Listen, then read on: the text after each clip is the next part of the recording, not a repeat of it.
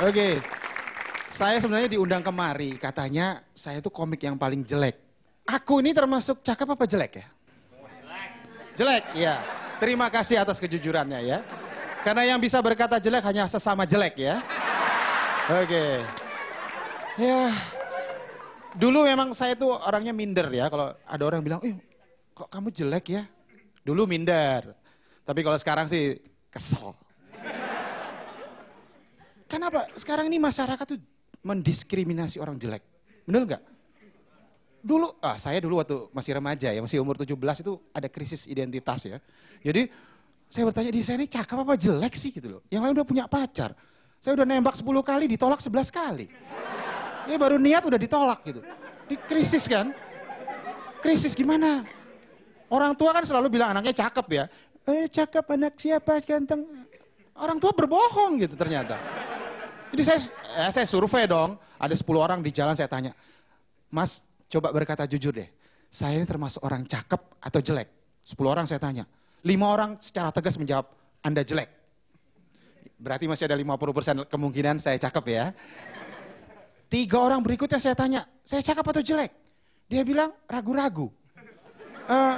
Maksudnya apa mas? Ragu-ragu saya termasuk cakep atau jelek? Oh bukan mas, saya ragu-ragu Anda itu jelek atau jelek sekali. Itu dia.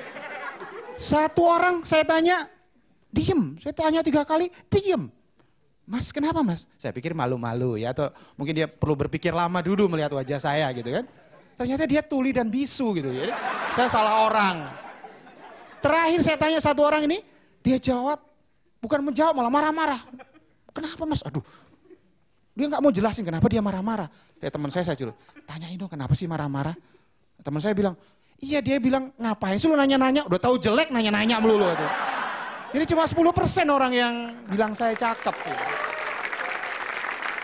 Jadi saya ingin mengadu ya kepada anggota DPR waktu bilang, kan sekarang mau ada RUU kesetaraan gender ya.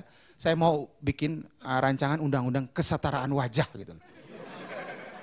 Karena ada diskriminasi. Tapi anggota DPR-nya bilang gini mas, masalahnya ya, kalau kita tidak bisa langsung sepakat bahwa orang itu cakep. Karena itu selera pribadi. Jadi cakep itu relatif. Tapi kalau soal jelek, itu mutlak. Jadi saya mutlak ya. Tapi saya berbahagia ya, sini mayoritas pasti orang jelek ya. Statistik menunjukkan 90% orang. Temenan lah sama saya gitu ya. Jadi jangan putus asa ya, untuk orang-orang jelek sini semua jangan putus asa. Karena ada suatu potensi yang lebih dahsyat dari orang jelek. Yaitu dendam. Ya, orang jelek itu pendendam. Dia dendam untuk lebih sukses tanpa harus mengandalkan wajahnya. Hidup orang jelek!